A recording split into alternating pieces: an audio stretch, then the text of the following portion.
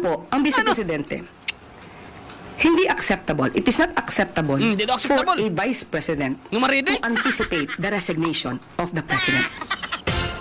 Bangag yun. Presidente na pinagsisigawan nilang bumaba sa pwesto. Apil ka? This is definitely a form of political destabilization. Tanawara.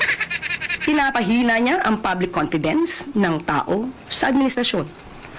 And those words contribute to the climate of uncertainty and crisis.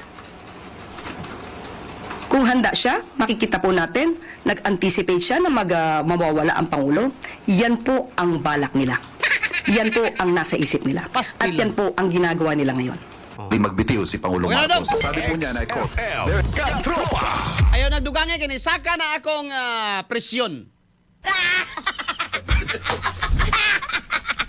Una, gipangutana siya ang Vice Presidente nagpadayag sa iyang kaandam nga mupuli kun ugaling. There is a condition kun ugaling.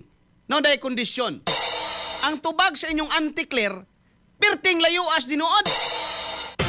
No, una, ingon siya, ang pangutana gitubag sa diyag laing pangutana.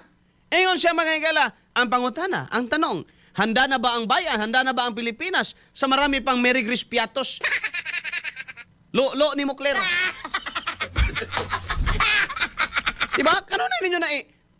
Kanunay ninyo na ipagawas ng Merry Crispiatos kagamay ana. Mga higala nga kuan ikumpara ni mos bilyon. Ha? Ikumpara ni mos bilyon nga nangawala karon nga gusto gid niyo ipalutaw nga si PBBM gyoy hero aning tanan nga siya gyoy ni pakgang aning korupsyon. Giahak. Bitaw.